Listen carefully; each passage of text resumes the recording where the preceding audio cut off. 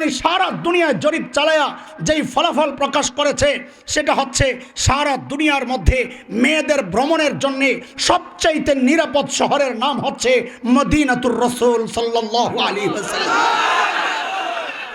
সেখানে পুরা ইসলাম নাই দোস্ত, আছে কেবল ইসলামের ছিটেফোঁটা। কি আছে? ছিটেফোঁটা আছে। তাতেই সারা দুনিয়ার মধ্যে সবচাইতে নিরাপদ শহর। বুঝা গেল যদি ইসলাম পুরোপুরি আসে তখন সমস্ত অপরাধ শূন্যের কোঠায় নেমে আসবে। চিল্লা এখন ঠিক কিনা?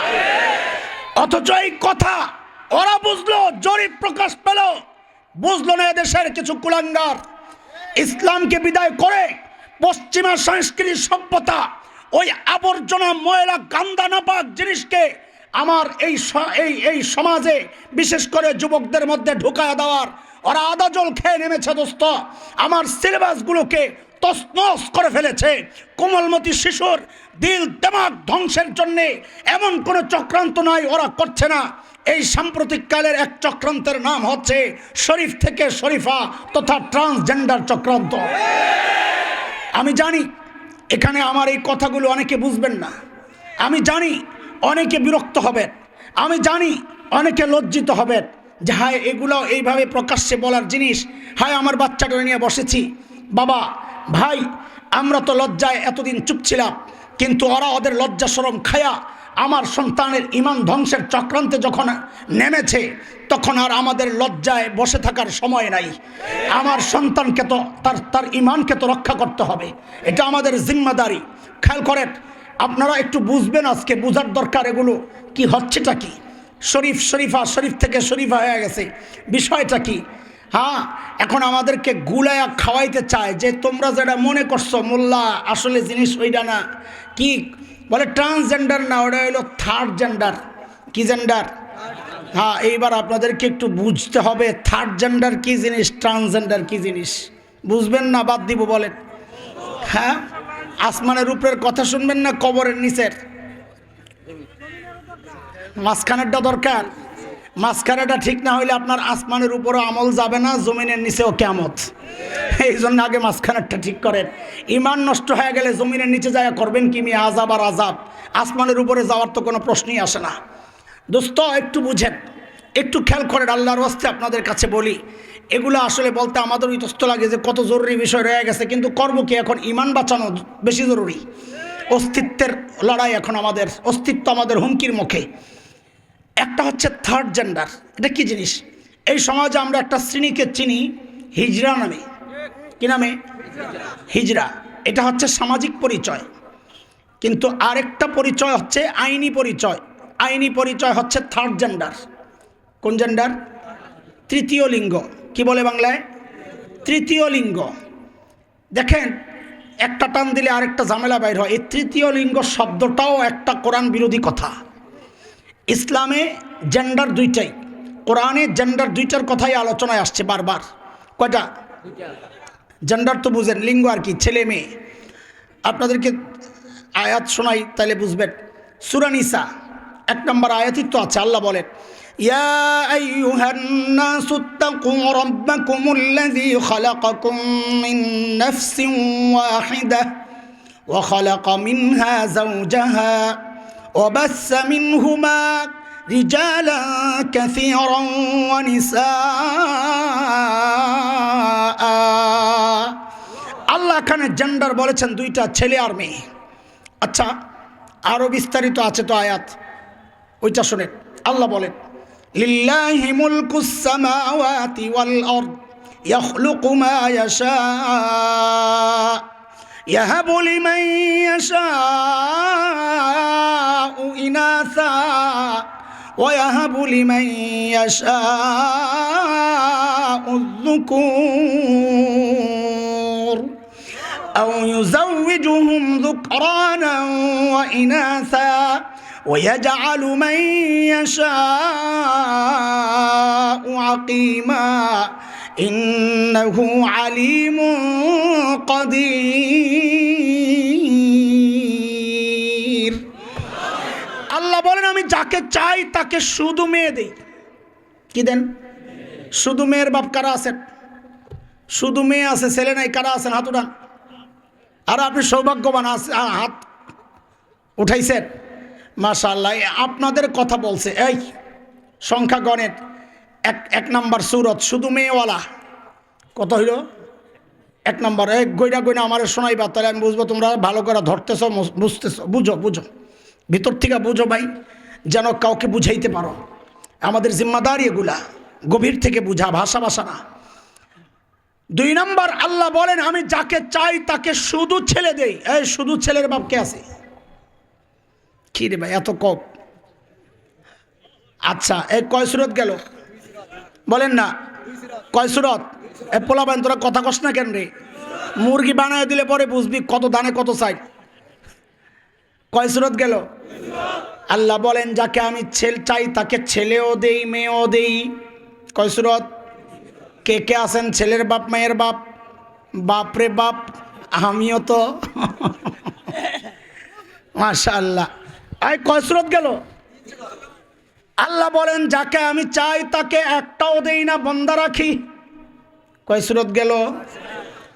1 শুধু ছেলে শুধু মেয়ে, আগে মেয়ে আগে। 1 শুধু মেয়ে, 2 শুধু ছেলে, 3 ছেলে মেয়ে দুইটাই, 4 একটাও না। সুরত কয়টা? একবারের জন্য আল্লাহ বলেন নাই যাকে চাই তাকে আমি মিক্সড থার্ড জেন্ডার দেই। বলে তো এটা কি জিনিস? জিনিস হইল বুঝে না তো মানুষ। আচ্ছা আপনারা বলেন, জন্ম থেকে একজন চোখ ছাড়া জন্ম নিছে, আপনি কি বলবেন তারে? থার্ড জেন্ডার, প্রতিবন্ধী। কি বলবেন? অঙ্গ প্রতিবন্ধী। কি বলবেন? জন্ম থেকে একটা হাত ছাড়া জন্ম নিছে, কি বলবেন? না থার্ড জেন্ডার, তৃতীয় লিঙ্গ, হিজড়া। হিজড়া বলা যাইতে পারে অন্য কারণে, কিন্তু জন্ম থেকে যে কোনো অঙ্গ ছাড়া জন্ম নিলে আপনি তাকে বলেন প্রতিবন্ধী। তাইলে যৌন অঙ্গে ঝামেলা সহ জন্ম নিলে তার নাম কেন বললো থার্ড জেন্ডার? সেও তো একটা অঙ্গ প্রতিবন্ধী। কথা বলেন, ফলাফল কি? ইসলাম না মাই না। ইসলাম না মানার কারণে ফলাফল কি আসছে? এই তৃতীয় থার্ড জেন্ডার বইলা, তৃতীয় লিঙ্গ বলে এই 2 লিঙ্গের এই সমাজের নিষ্ঠুর মানুষগুলো এই মানুষগুলোকে সমাজচ্যুত করেছে, এই মানুষগুলোকে বাবা মায়ের স্নেহ থেকে বঞ্চিত করেছে। তৃতীয় লিঙ্গ বইলা এই মানুষগুলোকে বাবার পৈতৃক সম্পত্তির অধিকার থেকে বঞ্চিত করেছে, লেখাপড়ার অধিকার থেকে বঞ্চিত করেছে, সামাজিক কৃষ্টি কালচার সভ্যতা থেকে বঞ্চিত করেছে, দ্বীনি শিক্ষা থেকে বঞ্চিত করেছে। ফলাফল এখন এই মানুষগুলো সংঘবদ্ধভাবে রাস্তায় রাস্তায় জোরপূর্বক চাঁদাবাজি করে।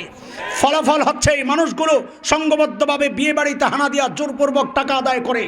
এই মানুষগুলো জোরপূর্বক ওই খতনা যেই বাড়িতে হয় ওখানে যায় হানা দেয়, নতুন বাচ্চা যেই বাড়িতে হয় ওখানে যায় হানা দেয়। রাতের আধারে সব রকমের নষ্টামিতে তারা জড়িত। এর জন্য আমরা মনে করি ওরা যতটা দায়ী তার চেয়ে বেশি দায়ী ইসলাম না মানা। এই নষ্ট সমাজ ওদেরকে সমাজ থেকে সমাজচ্যুত না করলে ওরা রাস্তায় রাস্তায় এগুলা করতো না। কেন? কারণ আমি এমন কোনো দিন কবুল করি নাই, এমন আনকমপ্লিট ধর্ম আমি কবুল করি নাই যেই ধর্ম এই শ্রেণীকে নিয়ে কোনো ব্যবস্থা দেয় নাই। আলহামদুলিল্লাহ, আমার নবী আলাইহিস সালাম বলেছেন যদি ছেলের মতো পেশাব করে তাহলে তার জন্য ছেলের বিধান সব আসবে, মেয়ের মতো পেশাব করলে মেয়ের বিধান সব তার মধ্যে। হ্যাঁ, মাঝখানে আরেকটা আছে খুনসা মুশকিলা বলি আমরা, যদি কোনোটাই ধরা না যায়, হ্যাঁ তার জন্য আলাদা বিধান ইসলাম রেখেছে। ওই ইসলামের বিধানগুলো না মাইনা যখন আমরা তাদেরকে এই সমাজ থেকে দূরে সরাইয়া দিছি, সমাজে নোংরামি বেড়েছে, কমবে না জিন্দেগিতে। কথা কর ঠিক কিনা? কিন্তু দোস্ত, এই থার্ড জেন্ডার আর ট্রান্সজেন্ডার এক জিনিস না। ওরা এখন আমাদেরকে গোলায়া খাওয়াইতে চায় যে দুইটা একই জিনিস, লাউ আর কদু। আমরা যখন বলি মূর্তি আর ভাস্কর্য এক জিনিস, তখন হেরা কি বুঝে? আর এখন হেরা কয় থার্ড জেন্ডার আর ট্রান্সজেন্ডার বলে এক জিনিস। গাধা কোথাকার। একটা হচ্ছে বায়োলজিক্যাল সমস্যা, শারীরিক সমস্যা, দেখা যায় এখানে কিছু সমস্যা। আরেকটা হচ্ছে মানসিক সমস্যা, বিকার ঢুকছে ভিতরে, ছেলের আকর্ষণ ভোগে, মেয়ের আকর্ষণে ভোগে। এটা হচ্ছে মানসিক সমস্যা। এবার বুঝেন ট্রান্সজেন্ডার কাকে বলে, বুঝেন সমস্যাগুলো কি আমি পরে আসতেছি, আগে বুঝেন জিনিসটা কি। একটা ছেলে হয়ে জন্ম নিস, বড় হয়ে তার একটু মানসিক প্রবলেম, ছেলের প্রতি তার আকর্ষণ। একসময় তার নিজেকে মনে হচ্ছে যে আমি মনে হয় মেয়ে। এই মনে হওয়াটাই যথেষ্ট পশ্চিমারা বলে এটা একজন মানুষের মানবাধিকার, এটা তার অধিকার। তার যদি মনে হয় আমি ছেলে, তো বলবে হ্যাঁ তুমি ছেলে। এখন আমরা বলি আর কি, আমাদের এক ভাই মাওলানা মিজানুর রহমান আজহারি হাফিজাহুল্লাহ বেচার একটা দারুণ কথা কইছে কদিন আগে, একদিন আগে মনে হয়, সুন্দর কথা। তার কথা তার নামই আমি প্রচার করতেছি, সুন্দর লাগছে আমার। কারণ এটা খেয়ানত না, ইলমি খেয়ানত, কারো সুন্দর কথা নিজের নামে চালায়া দেওয়া। আর আমাদের বড়রা আমাদেরকে শিখাইছেন ইন্না মিন বারাকাতিল ইলম আন তুজিফাহু ইলা আহলি। এলেমের বরকত হচ্ছে এই এলেম যার থেকে আসছে তার কথা বলো। ইমাম বুখারী রহমতুল্লাহ আলাইহি শেষ হাদিস বয়ানের সময় কি বলেন? ওয়াকালা মুজাহিদ আল কিস্তাস আল আদলু বির রুমিয়া। নিজেরটাও বলতে পারতো যে আমিও জানি এটা যে আদল ইনসাফ মানে, কিন্তু নিজে বলে না, কেন এটা ইমাম মুজাহিদ কইছে। এটা আমাদের বড়দের শেখানো রাস্তা। তো আমাদের আজহারি ভাই বড় দারুণ একটা কথা কইছে। আমি বলি কি, মনে কোনো ভালো আমল করছিলেন একটা, কোনো এর বদৌলতে আল্লাহ তার দিলের মধ্যে এটা ঢেলে দিছেন। সুন্দর কথা কি, যে একটা শিয়াল যদি বলে যে আমারও মনে মনে মনে হচ্ছে আমি শিয়াল না, আমার নিজের মুরগি লাগতেছে, তাইলে এই শিয়ালটারে কি মুরগির খোয়ারে দিয়া দিবেন যে হ্যাঁ তুমিও মুরগি যাও, মুরগির লগে থাকো? বলেন আপনারা, বলবেন? দোস্ত, আপনারা অনেকে বিশেষ করে বুড়ারা চিন্তা করতেছেন, হুজুর এগুলা বইলা বাংলাদেশি গাড়িগুলো হইব, ওটা শাহজালালের দেশ, ওটা কার দেশ? শাহপরনের দেশ, এখানে কি এগুলো হইব নাকি? তো শুনেন কেন এই লাজ যা সব খায়া শুরু করছি ওপেন বলা। শুনেন, দুইটা স্বীকৃতি দরকার, একটা হচ্ছে সামাজিক স্বীকৃতি, আর একটা হচ্ছে আইনি স্বীকৃতি। সামাজিক স্বীকৃতি, ওই যে বগুড়ার একটা ছেলে হুচিমিন ইসলাম, সে 29 বছর বয়স্ক, সে ভারতে যায় কাটাকাটি করে, নিজের বিশেষ অঙ্গ কেটে মেয়েদের মতো স্তন লাগাইয়া সে এখন নিজের নারী সাজায়া, এটা পেইড এজেন্ট। কারণ তার কথাবার্তা এত স্মার্টলি ইংরেজি বলে, বিভিন্ন টকশোতে যায় আলোচনা করছে, বুঝাই যায় ওরা ওদের মুখপাত্র হিসাবে তৈরি করেছে, ওরা টার্গেট করে ওরে বানাইছে। এখনও আয়সা ট্রান্সজেন্ডারের পক্ষে এমন সাফাই গাচ্ছে যেটা আমাদের অধিকার, কিন্তু ট্রান্সজেন্ডার যায় না, যায় এটার নাম দিছে থার্ড জেন্ডার কয়া। ধোকা, এটা ধোকা। তো দেখেন, সামাজিক অধিকার দরকার ছিল ওদের, ওরা ওই কচুক্রিয়া কেমনে লাইনঘাট কইরা মাননীয় প্রধানমন্ত্রীকে ভুলভাল বুঝাইয়া মাননীয় প্রধানমন্ত্রীর সাথে ওরা ইতিমধ্যে সাক্ষাৎ করাইয়া দিছে এই হুচিমিন ইসলাম এই ছেলেটাকে, যে এখন নিজেকে মেয়ে দাবি করে। রাষ্ট্রের সর্বোচ্চ নির্বাহী এর সাথে দেখা সাক্ষাৎ হওয়া মানে কি ইতিমধ্যেই তারা সামাজিক স্বীকৃতি আদায় করে ফেলছে। এখন দরকার আইনি স্বীকৃতি। আপনারা মনে করতেছেন যে হুজুর এই দেশে আইন হবে, এটা কি হয়? শুনেন, গত 21 সেপ্টেম্বর 2023, এই যে গেল 2-3 মাস আগের কথা, 21 সেপ্টেম্বর 2023 ট্রান্সজেন্ডার অধিকার সংরক্ষণ আইন 2023, এটা হচ্ছে নাম। আমি আবারও বলছি, ট্রান্সজেন্ডার অধিকার সংরক্ষণ আইন 2023, এই নামে একটা আইনি খসড়া ইতিমধ্যে তৈরি হয়ে গেছে। অতীত থেকে আমাদের অভিজ্ঞতা, কোনো আইনি খসড়া যদি তৈরি হয় কোনো বিষয়ে, তার মানে হচ্ছে এটা পাশ হবে, একটু যাবে সংশ্লিষ্টদের কাছে, তারা যাচাই বাছাই করে কোনো কিছু কাটাকাটি করতে হইলে, বিয়োজন সংযোজন করতে হইলে ওইটা কইরা আইনি স্বীকৃতি দিয়ে দিবে। এটা এখন এই স্টেজে আছে, এই লেভেলে আছে। আপনারা ঘুমাইতে থাকেন, নাকে তেল দিয়ে ঘুমাইতে থাকেন। দোস্ত, যদি আইন হয়ে যায় তখন কিন্তু আর এইভাবে প্রতিবাদ করা যাবে না। কারণ তখন প্রতিবাদ করা মানে আপনি আইন লঙ্ঘনকারী হিসাবে সমাজে সাব্যস্ত হবেন, আইনের কাছে সাব্যস্ত হবেন, আপনাকে গ্রেফতার করা হবে। তখন প্রতিবাদের আওয়াজ উঠাইলে, প্রতিবাদ করলে এখনই করতে হবে। ওলামারা জেগেছেন, জাগতে হবে আপনাদের। কলেজের ইউনিভার্সিটির যুবকরা, আমাদের কলেজের টুকরা সন্তানেরাও জেগেছে আলহামদুলিল্লাহ। বিভিন্ন যেই ব্রাক ইউনিভার্সিটি এটাকে মানুষের সামনে প্রচারের জন্য দায়িত্ব নিয়েছে, গোপনে গোপনে কাজ সারছে। ওদের এক টিচার আসিফ, তাকে বহিষ্কার করেছে এর বিরুদ্ধে বক্তব্য দেওয়ার কারণে। ওই আমাদের শরীফ থেকে শরীফা বইয়ের ওই অংশটুকু ছিঁড়ে ফেলার কারণে তিনি তো একটা বৈপ্লবিক কাজ করেছেন, একটা বড় ইমান জাগানিয়া কাজ করেছেন। আমরা তাকে সাধুবাদ জানাই, তার কপালে 1000টা চুমো। কিন্তু তাকে যারা বহিষ্কার করেছে এরা হচ্ছে এজেন্ট বাস্তবায়নকারী। এরা চাচ্ছে এই সমাজে এই নোংরামি আইনি স্বীকৃতি আদায়ের।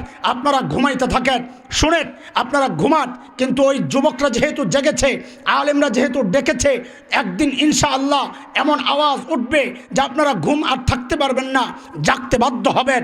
শুধু এইটুকু জানায়া দেই, আপনাদেরকেও শোনায়া দেই, থাকতে হবে পাশে পাশে, বিরোধিতা নয়, বুকে বুক মিলায়া, কাঁধে কাঁধ মিলায়া একসাথে আওয়াজ উঠাইতে হবে। বাংলাদেশে ইমান বিধ্বংসী, আকীদা চেতনা বিধ্বংসী, বাংলাদেশের সমাজ সভ্যতা বিধ্বংসী এমন কোন আইন যদি পাশ করা হয়, আল্লাহর কসম টেকনাফ থেকে তেতুলিয়া আন্দোলনের দাবানল জ্বালায়া দেওয়া হবে, দাবানল জ্বালায়া দেওয়া হবে।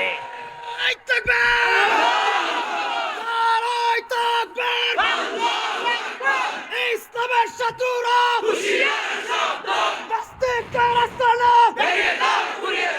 মুসলমানদের শত্রুরা, ওলামাদের শত্রুরা, অ্যাকশন টু অ্যাকশন।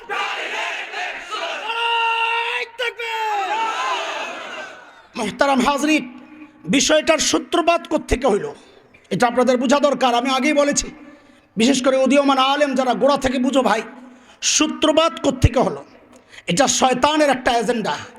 শয়তান আল্লাহকে বহু চ্যালেঞ্জ করেছে, আমি ইয়ে করেঙ্গে ঘোড়ার ডিম মারেঙ্গে, এগুলো এরকম বহু চ্যালেঞ্জ তার আছে। যেমন একটা আয়াতের মধ্যে 4টা চ্যালেঞ্জ আছে ওর।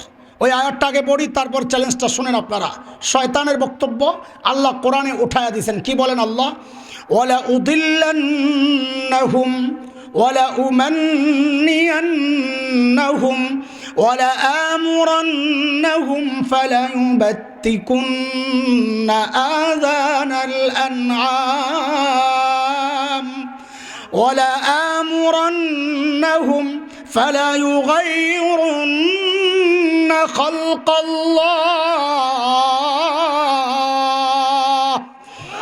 শয়তানের চ্যালেঞ্জ, ওয়ালা আমুরান্নাহুম ফালায়ুগাইয়িরুন্না খালকাল্লাহ। আল্লাহ, আমি আপনার বান্দাকে হুকুম করব তারা যেন সৃষ্টির পরিবর্তন আনে। তার মানে বুঝছেন, শয়তানের এজেন্ডাটা আগেই শয়তান জানায় রাখছে। আমি ওদেরকে হুকুম করব সৃষ্টির পরিবর্তন করে, ছেলে যেন মেয়ে হয়ে যায়, মেয়ে যেন ছেলে হয়ে যায়। জবাবে আল্লাহ কি জানাইছেন? আল্লাহ কি বলেছেন আমাদের জন্য? আল্লাহর নির্দেশনা কি? আল্লাহ বলেন, ফাআকিম ওয়াজহাকা লিদ-দীনি হানিফা ফিতরাতাল্লাহিল্লাতী ফাতারান-নাসা আলাইহা লা তাবদীলা লিখালকিল্লাহ যালিকাদ-দীনুল কাইয়্যিম ওয়ালাকিন্না আকসারান-নাসি লা ইয়া'লামুন। আল্লাহ বলেন, লা তাবদীলা লিখালকিল্লাহ। আল্লাহ বলেন, আমি যাকে ছেলে বানাইছি সারা দুনিয়ার চিকিৎসা বিজ্ঞানী চেষ্টা করে তাকে মেয়ে বানাতে পারবে না। আল্লাহ বলেন, লা তাবদীলা লিখালকিল্লাহ। আমি যাকে মেয়ে বানাইছি সারা দুনিয়ার চিকিৎসা বিজ্ঞানী চেষ্টা করে তাকে ছেলে বানাতে পারবে না।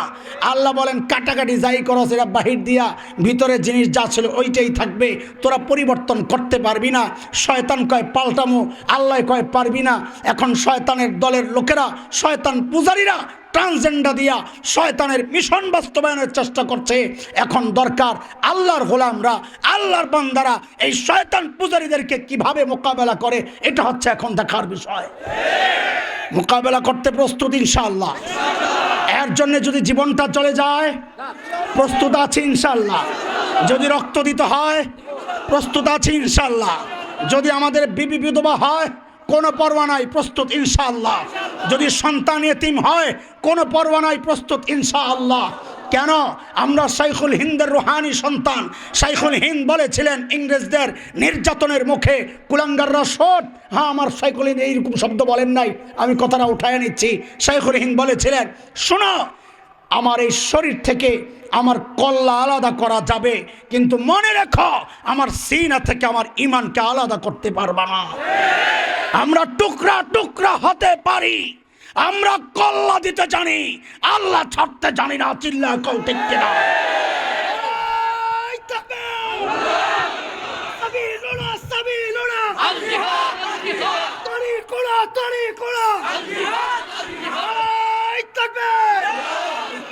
মুহতারাম হাজরিন, আপনারা মনে মনে চিন্তা করছেন, হুজুর সমস্যা কি বলেন তো? দুই চারজনে কাড়াকাড়ি করলে কি আসে যায়। একটা কথা আপনাদেরকে শোনাই, শয়তান বড় বাটপার না চালাক? আরে বাটপার না চালাক? হ্যাঁ বুঝছে না, কিন্তু চালাক নাকি? খালি বাটপার না আরো কিছু আছে? ওরে বাটপার কে রে বলছে রে? সাবাস। শয়তান কোন বাটপার? আমার এক ভাই শব্দ একটা বলছে, আল্লাহ কবুল করছেন, মুখে বোঝা গেল নূর আছে, আল্লাহ আরো বাড়াইয়া দেন, বরকত আছে মুখে। তো শয়তান কি? কারণ যার মাথায় বুদ্ধি আছে সে তার রব চিনে রব মানে। কোরআনের কথা, ইন্না ফি খালকিস সামাওয়াতি ওয়াল আরদি ওয়া ইখতিলাফিল লাইলি ওয়ান নাহার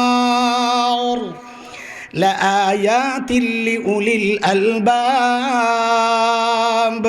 আল্লাহ বলেন সৃষ্টি দেখে যে স্রষ্টা চিনে, বোঝা গেল সে আকলওয়ালা। আকলওয়ালাই মগজওয়ালাই এই সৃষ্টি দেখে স্রষ্টা চিনে, স্রষ্টা মানে।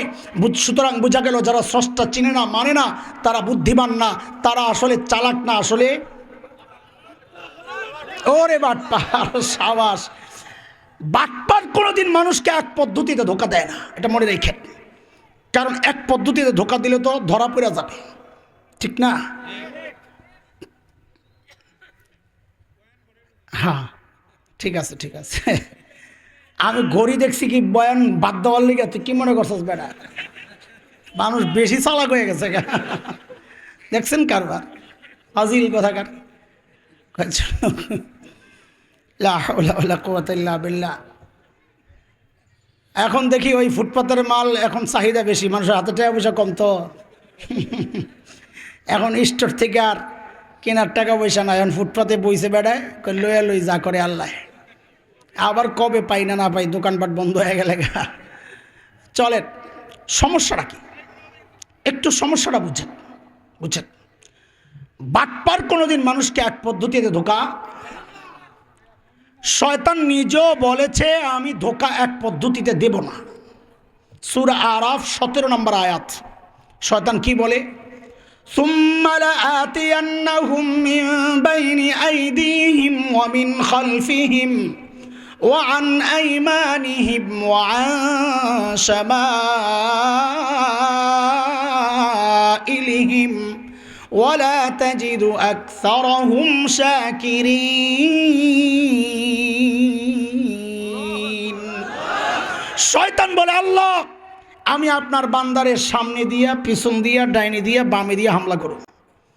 মুফাসসিররা অনেক ব্যাখ্যা দিয়েছেন, আসল ব্যাখ্যা হচ্ছে চতুর্মুখী হামলা করবে, মানে ধোঁকা দেওয়ার ক্ষেত্রে এক পদ্ধতি গ্রহণ করবে না। বিষয়টা আরো সহজে বুঝেন। এটা কিসের বক্স? ভিতরে কি শয়তান আপনার শিশু খাওয়ান দরকার। কি খাওয়ান দরকার? শিশু বুঝেন তো, পেশাব বাচ্চারা শিশু করে। শয়তান এই টিস্যুর বক্সটাটা রাইকা ভিতরে থেকে টিস্যুটি খুললা ভিতরে পেশাব করে করে কি করছে? শিশুর প্যাকেট পাল্টাইছে। আপনি যদি দেখেন পোটলা খুললা, আয় আল্লাহ এটা বেঁধে শিশু, শয়তানের কাম হইল এটারে বাদ দিয়ে এবার লইব বোতল। কি লইব? বোতলের পানিটি ফালাইব, ফালে এটার ভিতরে পেশাব করে কব নিয়ে পানি খা। আপনি মুখ দিতে নিয়ে দেন, গন্ধ। শয়তান দেখে যে এটাও কামে নাই, এইবার লইব ফ্লাস্ক, ফ্লাস্কের মধ্যে গরম পেশাব ঢুকাইব, ঢুকাইয়া আপনারা দিব খা। জিনিস কিন্তু একটাই, খালি মোড়ক পাল্টাইতেছে। একবার দেয় টিস্যুর প্যাকেটে, একবার দেয় পানির বোতলে, একবার দেয় চায়ের ফ্লাস্কে। জিনিস একটাই, সেটা কি? পেশাব। বলেন কি? সময়ের আলেমদের কাজ হচ্ছে এই প্যাকেটগুলো ছিঁড়ে ছিঁড়ে উম্মতকে দেখা দেওয়া, এরে ভাই দেখ জিনিস কিন্তু আগেরটাই।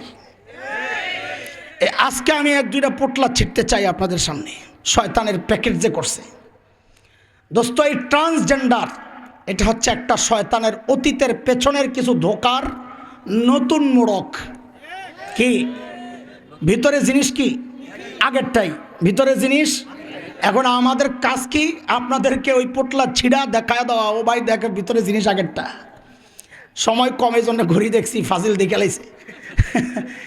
আমি দুইটা প্যাকেট খুলি আপাতত, কারণ আমাদের ওই যে মৌলিক ভুলের কথা তো রয়ে গেছে। আমি তো একটাই ঢুকে কই গেছি গা, হারাই গেছি, ওই দাদাগর থেকে কই গেছি গা।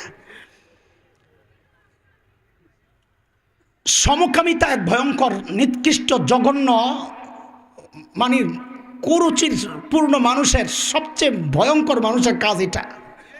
নবী আলাইহিস সালাতু ওয়াস সালাম 3 বার বলেছেন আল্লাহর লানত এই সমস্ত কাজ যারা করে, কওমে লূতের আমলে যারা লিপ্ত, আল্লাহর লানত। কয়বার বলেছেন নবী? আল্লাহ তাআলা যে সমস্ত ভয়ঙ্কর অপরাধের কারণে সরাসরি গজব নাজিল করেছেন, এর মধ্যে এটা একটা। আজকের মৃত সাগর তার সাক্ষী, জর্ডান ইসরায়েলের পাশের যে মৃত সাগর। শয়তান চেষ্টা করেছে এই সমাজে সমকামিতাকে ছড়াইতে।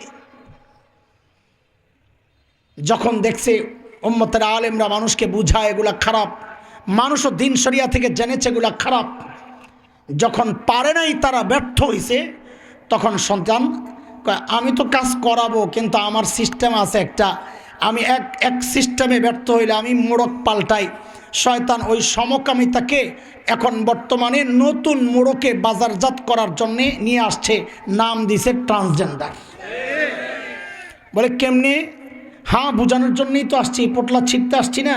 তো বুঝেন আপনারা, এই যে তথাকথিত ছেলেটা যে এখন নিজেকে দাবি করছে সে মেয়ে, আল্লাহ কি বলেন? লা তাবদীলা লিখালকিল্লাহ, তুই দাবি করলেই তুই মেয়ে হবি না, আমি বানাইছি ছেলে, তুই ছেলে। আচ্ছা, এই যে মেয়েটা যদি আইনি স্বীকৃতি পায় যে সে মেয়ে, যদি আইন হয়ে যায়, তাহলে এই মেয়েটার তথাকথিত মেয়ে আসলে তো ছেলে, এই মেয়েটার বিয়ে হবে কার সাথে? কার সাথে বলেন না? ছেলের সাথে। সে ছেলে, সমাজও স্বীকৃতি দেয়, আল্লাহও বলে। কিন্তু এই যে মেয়েটা, দেশের আইন, রাষ্ট্রের আইন তাকে মেয়ে স্বীকৃতি দিলেও আল্লাহ বলতেছেন সে লা তাবদীলা লিখালকিল্লাহ। তাইলে এই ছেলে ছেলে বিয়ে, তাদের শারীরিক সম্পর্ক, এটাই তো সমকামিতা। এই মেয়েটা যদি দাবি করে আমি মেয়ে না, আমি এখন থেকে ছেলে, সে কিছু প্রতিস্থাপন, অঙ্গ প্রতিস্থাপন করে নিজেকে ছেলের মতো প্রকাশ করছে। আল্লাহ বলেন তুই মেয়েই রইছস, কিন্তু তথাকথিত এই ছেলেটার বিয়ে হবে কার সাথে? মেয়ের সাথে। কার সাথে? মেয়ের সাথে। এখন মেয়ের সাথে মেয়ের বিয়ে, এটাই তো সমকামিতা। গেল এক পোটলা ছিড়লাম, বুঝছেন আপনারা? আরেকটা পোটলা খুলি চলেন। শয়তান এই সমাজে কোরআন বিরোধী একটা চক্রান্ত চালানোর চেষ্টা করেছিল। কোরআনের একটা আইন বিধান, সূরা নিসা, কোন সূরা? 11 নম্বর আয়াত। কত? 11 নম্বর আয়াত। যে আয়াতের একটা টুকরা এমন, লিযাকারি মিসলু হাজ্জিল উনসায়াইন, মানে 2 জন নারী বরাবর একজন ছেলে, মানে 2 জন নারী যা পাবে মেয়ে, 2 মেয়ে যা পাবে এক ছেলে তা পাবে। সহজে আপনারা আমার সাথে বলেন, ছেলে যা পাবে, ছেলে পাবে যা, মেয়ে পাবে ডাবল, আর মেয়ে পাবে যা, ছেলে পাবে ডাবল। বলেন আমার সাথে, মেয়ে পাবে যা, ছেলে পাবে, ছেলে পাবে যা, মেয়ে পাবে অর্ধেক। বলেন, ছেলে পাবে যা, মেয়ে পাবে। এটা কার বিধান? কিন্তু এই দুষ্ট চক্র এই বিধানের বিরুদ্ধে মানুষকে, এই বিধানের বিরুদ্ধে মানুষের অবস্থান তৈরি করার জন্যে এরা একটা বিভ্রান্তিমূলক একটা বক্তব্য বাজারে ছেড়েছে। কি সেটা? যে একই বাবার মেয়ে, একই বাবার ছেলে, একজন পাবে ডাবল, একজন সিঙ্গেল। এটা কিভাবে হয়? তখন একটা স্লোগান বানাইছে বড় মুখরোচক, শুনতে ভালো লাগে। সেই স্লোগানের নাম হচ্ছে সমান অধিকার। কি অধিকার? এটা নিয়ে খুব লাফাইছে। কিন্তু কোরআনের এমন স্পষ্ট বক্তব্য থাকার পর, লিযাকারি মিসলু হাজ্জিল উনসায়াইন, আলেমদের স্পষ্ট অবস্থানের কারণে এরা বেশি সুবিধা করতে পারে নাই। কারণ এরা সমান অধিকারের নামে যত কিছুই বুঝায়, আলেমরা তার চেয়ে সুন্দর করে মানুষ বুঝায় আলায়। আমার এক, আরে এখানেও থাকতে পারে এই ঝামেলা। আমার এক মুসল্লি আমার একদিন বলে কি, হুজুর যাই বলেন এই বিধানটা না আমার কাছে কেমন কেমন জানি লাগে। তা আমি কই আপনার ইমানটা লইয়াও আমার কেমন কেমন জানি লাগে। ঠিক আছে না জবাব? কারণ সূরা আহজাবের মধ্যেই তো আসছে। আল্লাহ কি বলেন? কত 34 আয়াত মনে হয়, বা 37 হবে। মা কানা লিমুমিনিন ওয়ালা মুমিনাতিন ইযা কাদাল্লাহু ওয়া রাসূলুহু আমরা আন ইয়াকুনা লাহুমুল খিয়ারাতু মিন আমরিহিম। আল্লাহর রাসূলের সিদ্ধান্ত আসার পর কারো কেমন কেমন লাগে এই কথা বলার কোনো সুযোগ নাই। আল্লাহ যা বলেন, যেভাবে বলেন, ওইভাবে মানার নামই ইসলাম। এরা যখন দেখছে সুবিধা করতে পারছে না, আচ্ছা আমি একটু ভেঙে নিই আপনাদের কাছে, আপনাদেরও তো এই ঝামেলা লাগতে পারে, হুজুর সমান অধিকার, আসলে তো কেমন কেমন লাগে। শুনেন, সমান অধিকারের এই স্লোগান একটা ধোঁকা। ইসলাম সমান অধিকার দেয় নাই, ইসলাম দিয়েছে ন্যায্য অধিকার। বলেন শব্দটা কি? ন্যায্য অধিকার। আপনি বলবেন ন্যায্য অধিকারটা কেমনে? একজন পায় ডাবল, একজন পায় অর্ধেক, এটা আবার ন্যায্য অধিকার কেমনে হয়? তো বুঝেন মিয়া, আমার দিন আর শরিয়ার কোনো বিধান অযৌক্তিক না। হ্যাঁ ওই যুক্তি বুঝার মতো ব্রেন আমার নাই, আমার ব্যর্থতা এটা। আমার দিন ঠিক আছে। কথার কথা ধরেন আমাদের ওস্তাদজি, না ওস্তাদজি বেশি বুড়া, একজন জুয়ান দরকার। এ হুজুর তার মাদ্রাসার বাজার করাবে। কেন বেশি বুড়া বইলা রিটার্ন করছি, পরে উদাহরণ দিলেই বুঝবেন যে হুজুর ঠিকই আছে। বাজারে পাঠাবে, তো যিনি বোর্ডিং ম্যানেজার তাকে জিজ্ঞেস করছে কত লাগবে, তো বলে হুজুর 5,000 টাকা। তো গইনা 5,000 দিছে, যান বাজার করে নিয়ে আসেন। বলেন 5,000 কেন দিছে? বাজার করতে। সবাই বলেন, তাড়াতাড়ি বলেন। হুজুরের ছেলে একটা আছে, ছোট ছোট। কি আছে? হুজুরের ছেলে আছে একটা। এবার তো বুঝছেন, এদিক থেকে এদিকে খেলে গাইছি, বলবেন কিছু বুঝে না। ওই ছোট্ট বাচ্চাটা কেমন কেমন জানি করে। তো হুজুর বুঝছে একটু বাজারে যাইতে চায়। কে কিরে? একটু বাজারে যাবো। যা। হুজুরে বলে কি ওর একটু বাজারে নিয়ে যান। এখন দেখে যে একটু মোড়ামুড়ি করে। তা এখন বাবা আর মা তো সন্তানের স্বভাব চরিত্র সম্পর্কে সবচাইতে ভালো জানেন। হুজুর বুঝছেন যে ও কী বলতে চায়। পকেট থেকে বের করে একটা কচকচে 100 টাকার নোট দিস, নে মজা খাইস। কী জন্যে দিছে? কী জন্যে? ও আগে দিছিল কত? কী জন্যে? খেয়াল রাখেন এটা। যেই না ওরে 100 টাকা দিছে, ও 100 টাকা না ধইরেই এমন এক মোড়া মারছে। কী হয়েছে? আরে কী হয়েছে? আশ্চর্য, কী হয়েছে বলবি তো? আমি নেব না। কত নিবি? আমার 5,000 দেওয়া লাগবে। কত? কেন? সমান অধিকার। হুজুরের 5,000 দিছ না, আমারও 5,000 দেওয়া লাগবে। আচ্ছা বলেন, এই দাবি যৌক্তিক না পাগলামি? কেন? হুজুরকে 5,000 দেওয়া হয়েছে কোন কাবের? ওরে 100 দেওয়া হয়েছে কোন কাজে? জোরে বলেন। এইবার বুঝেন সমান অধিকারের এই স্লোগানটা যে একটা পাগলামি। কেন বুঝেন? আল্লাহ ছেলেকে ভাগ দিছে 2টা। আল্লাহ ছেলেকে ভাগ দিছেন, মুখস্থ কর। ছেলেকে ভাগ দিছেন, দায়িত্ব দিছেন 4টা। কয়টা? ভাগ কয়টা? দায়িত্ব কয়টা? আল্লাহ মেয়েকে ভাগ দিছেন 1টা। দায়িত্ব আমি যা বলি যেমনি বলি এমনি বলবি, নাহলে কিন্তু খবর আছে। বল, দায়িত্ব দিছেন 0। আমি এমনি বলছি 0। 0টারে আরো 0 বানা যেন কলি যায় যায় লাগে। আল্লাহ মেয়েরে ভাগ দিছেন কয়টা? কোন বিপদে পড়লাম এগুলারে লইয়া। আল্লাহ ছেলে করে মেয়েরে ভাগ দিছেন কয়টা? দায়িত্ব 0। সাবাস। আবার দায়িত্ব 0। ছেলেরে ভাগ দিছেন দায়িত্ব। এবার বুঝেন ছেলেরে 4টা ভাগ কেমনে দিলেন, দায়িত্ব কেমনে দিলেন। ও ছেলে, তুমি যদি স্বামী হও তো স্ত্রীর ভরণ পোষণের দায়িত্ব তুমি স্বামীর। ও ছেলে, তুমি যদি বাবা হও, কন্যার ভরণ পোষণের দায়িত্ব তুমি বাবার। ও ছেলে, তুমি যদি সন্তান হও, মায়ের ভরণ পোষণের দায়িত্ব তুমি সন্তানের। ও ছেলে, তুমি যদি বোন হও, ভাই হও, বোনের ভরণ পোষণের দায়িত্ব তুমি ভাইয়ের। তাহলে দায়িত্ব কয়টা? ভাগ কয়টা? এই 2 ভাগ দিছেন ওই 4 জনরে বাজার করে খাওয়াইতে। 2 ভাগ কিসের জন্যে? বাজার করে খাওয়াই। তারা বলেন না, আমি যা বলি ওগুলো বলেন। কি জন্যে? বাজার করে খাওয়াইতে। আল্লাহ মেয়েরে ভাগ দিছেন কয়টা? দায়িত্ব। জোরে কয় দায়িত্ব নাই, তাহলে ভাগ একটা কি জন্যে দিছেন? বলে মজা খাইতে। কি খাইবার লেগি? কি খাইবার লেগি? মজা খাইবার লেগি। ঠিক আছে, উচ্চারণ হয়েছে আমার? মজা খাইবার লেগি। এখন এই মজা খাওয়া গ্রুপ যদি বলে আমারও 2 ভাগ দেওয়া লাগবে বাজারওয়ালার মতো, তাহলে এই দাবিটা যৌক্তিক না পাগলামি? এই পাগলামিটাই ওরা আপনাদেরকে সমান অধিকারের নামে গিলাইতে চায়। ব্যর্থ হইয়া এখন কয়েক খাইছে, কারবার তো হয়েছে। এই পোটলা পাল্টা কয় নতুন পোটলা লো। বলে নতুন পোটলা কোনটা লো মুসার? কই ট্রান্সজেন্ডারের পোটলাটা লইয়ায়, আমি এটা দিয়েই সমান অধিকার বাস্তবায়ন করুন। বলে কেমনে? এইবার বুঝেন। একজন বাবার 1 ছেলে 1 মেয়ে। বলেন এখন বলেন আপনারা ভাগ হবে কয়টা সম্পদের? 3টা। ছেলে পাবে কয়টা? মেয়ে পাবে কয়টা? এখন শয়তান আইসা বা ওই নারীবাদীরা আইসা এই মেয়েটারা আগে তো চেষ্টা করছে 2 ভাগ করার সমান অধিকার, ব্যর্থ হইয়া এখন হেরে আস্তে আস্তে বুঝায়, তুই বল আমার কেমন কেমন জানি লাগে, নিজের ছেলে ছেলে মনে হয়। তাইলে এই আইন কব হ তুই ছেলে। এই আইন যদি হয় বলবে তুই কি? এখন সেও ছেলে রাষ্ট্রের আইন হিসাবে সেও ছেলে এইবার কয় ভাগ হবে? 2 ভাগ। 4 ভাগ দরকার নাই, 2 ভাগ। দেখছেন আগে যেই সমান অধিকারের চেষ্টাটা ওরা চালাইছিল ব্যর্থ হইয়া এখন নতুন পদ্ধতিতে 2 ভাগ ঠিকই করতেছে, কিন্তু নাম কিন্তু আর সমান অধিকার দেয় না, পোটলা পাল্টাইয়া নতুন পোটলার নাম ট্রান্সজেন্ডার। কথা বুঝতেছেন আপনারা? আমি যদি আপনাদেরকে এইভাবে খালি পোটলা ছিঁড়ে সারা রাত দেখাই শেষ হবে না। আমার কাছে পোটলার অভাব নাই দোস্ত, কিন্তু সময় তো নাই। হ্যাঁ তো দেখে লাইছি আমি যে ঘড়ি দেখছি, না হলে তো আমি সহজে কামটা সারতে পারতাম। এখন তো পড়ছি বিপদে। শোনেন, আরেকটা মৌলিক ভুল বলে আমি শেষ করব। আমাদের মৌলিক ভুল কয়টা বলছিলাম? 1 নম্বর মৌলিক ভুল টার্গেটে ভুল। বলেন টার্গেটে ভুল। 2 নম্বর মৌলিক ভুল মেহনতের ভুল। মেহনতের ভুলের একটা সুরত দেখাইছি। মেহনত করার কথা, রোহে মেহনত করতেছি, বস্তুতে সমস্যা কোনোদিন যাবে না। কারণ রোহের মধ্যে যদি মেহনত না করা হয়, মানুষের দিলের মধ্যে যদি আল্লাহর ভয় ঢুকায় না দেওয়া যায়, তাহলে এই সমাজ থেকে অপরাধ অন্যায় কোনোদিন দূর করা যাবে না। চিল্লা এখন ঠিক কিনা? আমাদের মেহনতের আরেকটা মৌলিক ভুল বলে আমি শেষ করব ইনশাআল্লাহ। কি সেটা?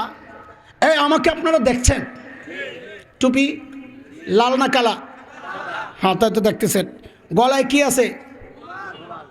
রুমাল। আচ্ছা, দাড়ি সাদা না কালা? মাশাআল্লাহ, উত্তরতেই সহি দেয়। ইজতেমা 6 তারিখ 7 তারিখ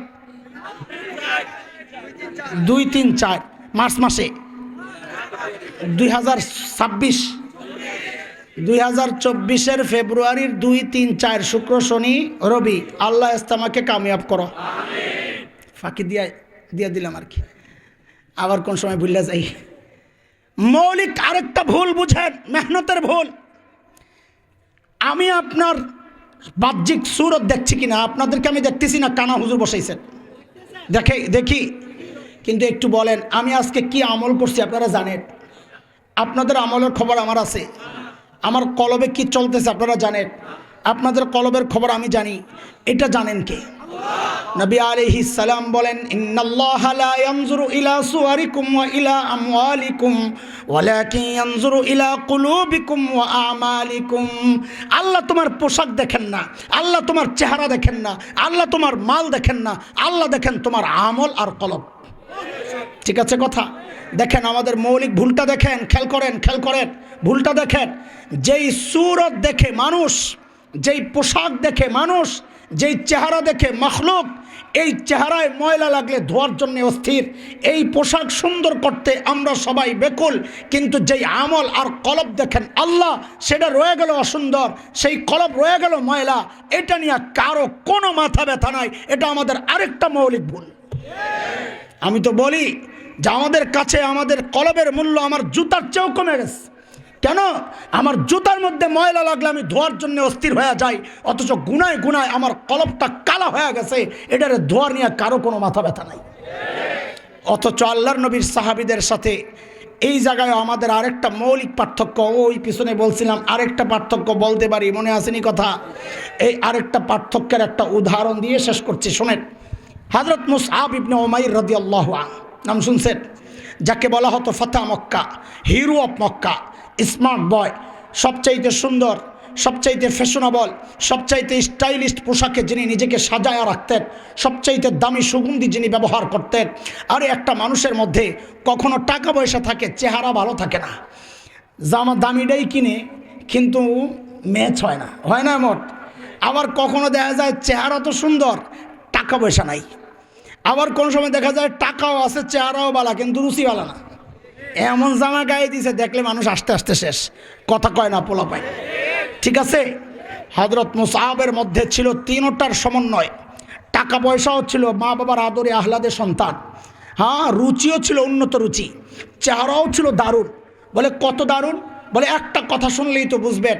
12 জন আরবের চেহারা নবী আলাইহিস সালামের চেহারার সাথে মিলত। হ্যাঁ, যেমন হয়তো জাফর ইবনে আবি তালিবের কথা নবী নিজেই বলেছেন, চেহারাও মিলে, চরিত্রও মিলে।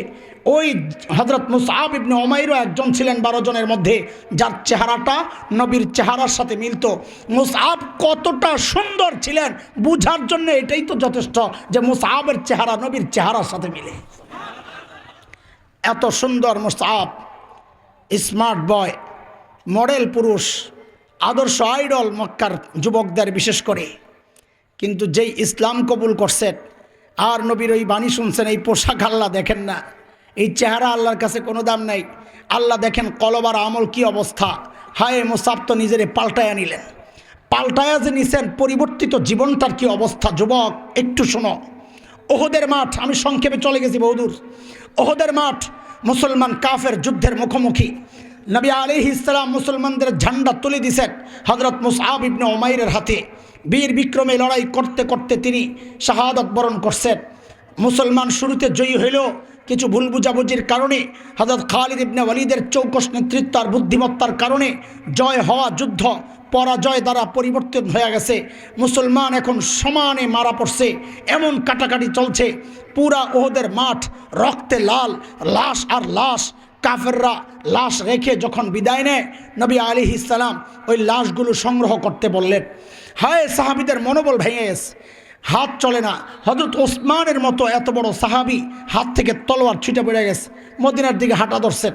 শিয়ারা এটাকে বলে ওসমান যুদ্ধের ময়দান থেকে পালাইছে, মিথ্যা কথা, নাউযুবিল্লাহি মিন যালিক। আল্লাহ মাফ করে দিয়েছেন যাদেরকে, তাদেরকে নিয়ে কোনো কথা বলা উচিত না। তো নবী আলাইহিস সালাম বললেন লাশ জমা করো। এখন এত লাশ, মুসলমান এত লাশ একসাথে কোনোদিন দেখে নাই। আরে বদরের যুদ্ধ এমন ভয়ঙ্কর যুদ্ধ, সেখানেও তো শহীদ হয়েছে মাত্র কয়জন? 14 জন। কয়জন? আনসারি সাহাবি 8 জন, মুহাজির 6 জন, এই 14 জন শহীদ বদরের। এত লাশ কোনোদিন দেখে নাই। এমনি নিজেরাও আহত, মনোবল ভাঙ্গা, কারো বাবা চলে গেছে, কারো ভাই চলে গেছে, কারো সন্তান নাই, কারো কেউ নাই।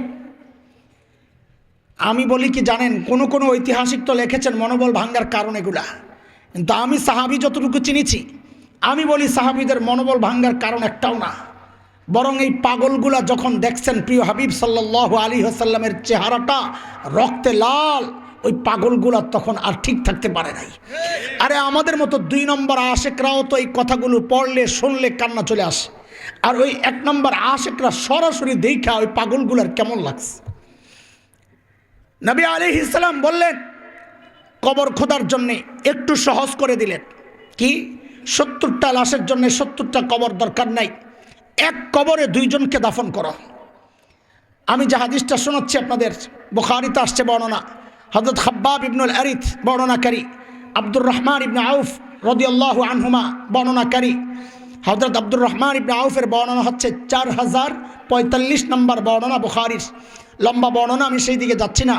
হযরত আব্দুর রহমান ইবনে আউফ বলেন, এর যুবকরা শোন, কি মানুষ হয়ে গেছেন, সুরত কিভাবে ভুলছেন দেখো। ওই স্মার্ট বয় মুসআব বলে, যখন লাশ আমরা একত্রিত করছি দাফনের জন্যে, তো মুসআবের লাশটাও আনা হয়েছে। আপনারা জানেন শহীদকে দাফন করার কিছু ব্যতিক্রম সিস্টেম আছে। হ্যাঁ, ওই যে গোসল ছাড়া রক্তাক্ত কাপড় সহ দাফন দিতে হয়, ঠিক আছে না কথা? কারণ কি, হাসরের মাঠে শহীদ যখন উঠবে, তার শরীর থেকে তাজা রক্তগুলো টপ টপ করে ঝরবে, আর ওই রক্ত থেকে মেশক আম্বরের ঘ্রাণ বের হয়ে থাকবে। হযরত আব্দুর রহমান ইবনে আউফ বলেন, এখন মুসআবের শরীরের কাপড় দিয়েই তো তাকে দাফন করতে হবে সিস্টেম অনুযায়ী। তো তিনি বলেন, এই কাপড় পাবো কই, এত কাপড় তোর শরীরের সাথে নাই। ছোট্ট একটা চাদরের টুকরা দিয়া নিজের সতরটারে ঢাইকা রাখছে। আমি দেখাচ্ছি, আব্দুর রহমান ইবনে আউফ দেখান নাই, বলেছেন তিনি, আপনাদের বোঝানোর জন্য আমি দেখাচ্ছি। হযরত আব্দুর রহমান ইবনে আউফের কথাগুলো আসছে বুখারীতে শব্দ। হযরত আব্দুর রহমান ইবনে আউফ বলেন, আরে সেই স্মার্ট বয় মুসআবের খবর শোনাচ্ছিলে যুবক তোদেরকে, যে মুসআবকে যখন কাফন দিব, তো এখন ওর শরীরের কাপড় দিয়েই তো দিতে হবে। তো এখন কাপড়টার কি অবস্থা? বলে, ইন গুত্তিয়া বিহা রাসু বাদাত রিজলাহ ওয়া ইন গুত্তিয়া বিহা রিজলাহ বাদা রাসু। বলে মুসআবের মাথাটা যখন ঢাকতে যায় তো মুসআবের পা খালি হয়ে যায়, আর যখন ওই চাদর দেওয়ার পাও ঢাকতে যায় তো মাথা খালি হয়ে যায়। হযরত খাব্বাব বলেন, দৌড়ে গেছি নবী আলাইহিস সালামের কাছে, ইয়া রাসূলুল্লাহ, মুসআবের তো এই অবস্থা, এখন কি করব? তো নবী আলাইহিস সালাম বলেন, কাপড়টা দিয়া ওর মাথাটা ঢেকে দাও, আর ওই ইস্কির এক রকমের ঘাস আছে আরবে, বলে ওই ঘাস দিয়া ওর পাওটা ঢেকে দাও। আহ আহ যুবক, এখন তো ব্র্যান্ডের শার্ট না হইলে তোমার চলে না, ব্র্যান্ডের প্যান্ট না হইলে তোমার চলে না, ব্র্যান্ডের জুতা না হইলে তোমার চলে না। হ্যাঁ, অথচ সাহাবীর আমল, তোমার আমল আমার আমলের ব্র্যান্ড হওয়ার কথা ছিল।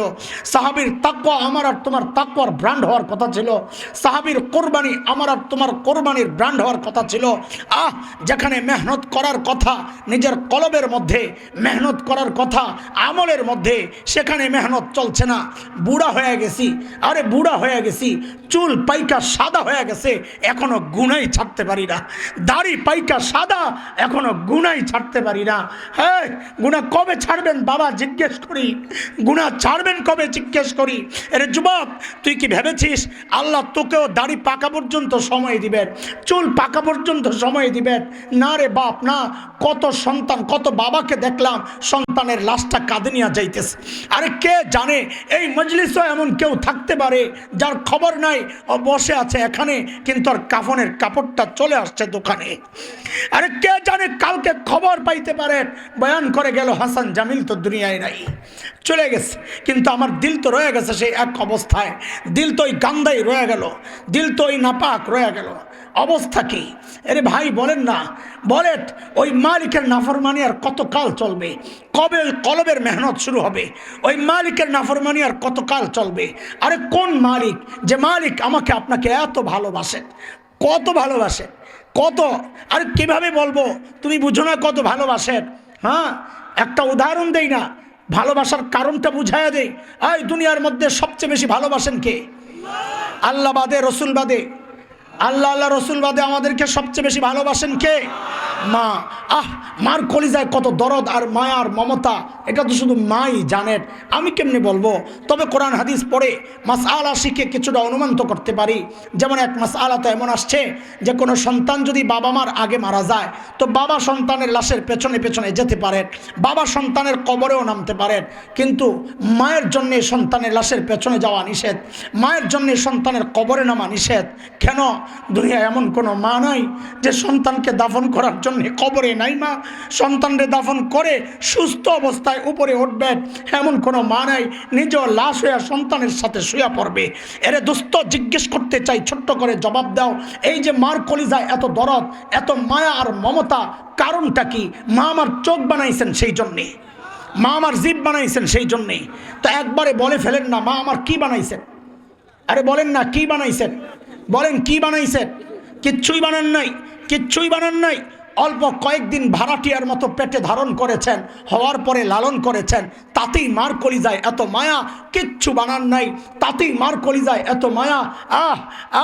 তাইলে যেই আল্লাহ আমার চোখ বানাইছেন ওই আল্লাহর কত মায়া, যে আল্লাহ আমার হাত পাও বানাইছেন ওই আল্লাহর কত মায়া, যে আল্লাহ আমার এত এত নিয়ামত দিয়া বাঁচায় রাখছেন।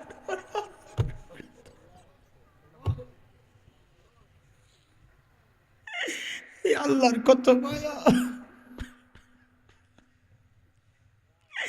আরে কত মায়া তুমি বুঝো না যুবক? আমি আর তুমি যখন দরজা জানলা আটকায়া গুনাহ করি,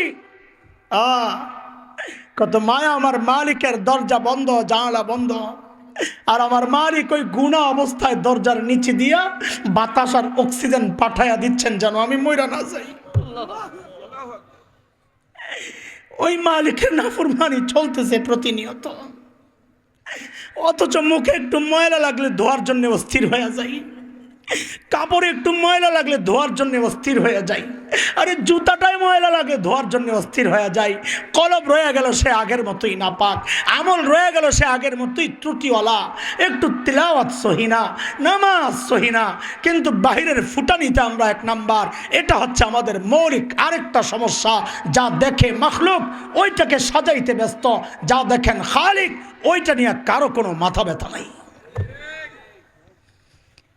এই জন্যে দোস্ত, সফল হওয়ার জন্য কয় কাজ জরুরি? এক নাম্বার টার্গেট ঠিক করা। আমাদের টার্গেট কি? আখিরাত। বলেন টার্গেট কি? 2 নাম্বার সেই টার্গেট অনুযায়ী মেহনত করা যেন ভুল না হয়। 3 নাম্বার সেই মেহনত করব নিয়ম মেনে ইমানের সাথে আল্লাহকে খুশি করার জন্যে, তাইলেই সফলতা পায়ে আসবে, দুনিয়ায়ও সফল থাকবো, আখিরাতেও সফল হব ইনশাআল্লাহ। সেই ওয়াদাই আল্লাহ, আমি যে আয়াত পড়েছি ওই আয়াত আল্লাহ দিয়ে কি বলছেন? আল্লাহ বলেন ওয়ামান আরাদাল আখিরাহ ওয়া সাআলাহা সা'য়াহা وهو مؤمن فأولئك উলাইকা কানা সাইয়ুহুম মাশকুরা। আল্লাহ সুবহানাহু ওয়া তাআলা আমাদের সবাইকে টার্গেট ঠিক করে সেই অনুযায়ী মেহনত ইমানের সাথে করে নিয়ম মেনে করে এই দুনিয়া থেকে যাওয়ার তৌফিক দান করেন। আল্লাহ আমাদের দিলের মধ্যে মেহনতের তৌফিক দান করেন। আল্লাহ আমাদের টার্গেট আখিরাতকে বাড়ানোর তৌফিক দান করেন। আমিন আমিন। ওয়া আখিরু দাওয়ানা আলহামদুলিল্লাহি রাব্বিল আলামিন।